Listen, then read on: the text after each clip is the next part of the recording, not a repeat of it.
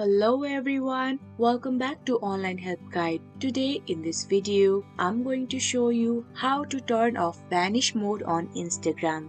The Instagram Vanish mode is similar to Snapchat's principal feature of self-erasing media and messages. It was announced keeping in mind the privacy and security of the user.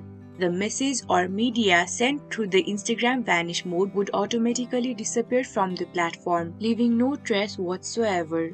If you're wondering how to turn off Vanish mode on Instagram, watch this video till the end. Firstly, open your Instagram app and tap the direct message icon.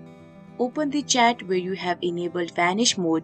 This can be identified from a dotted circle along with the name of the user in your chat list. Swipe up from the bottom of the screen and release to turn off Vanish mode. And hence, your screen will return to normal and you'll be able to see your regular chat thread.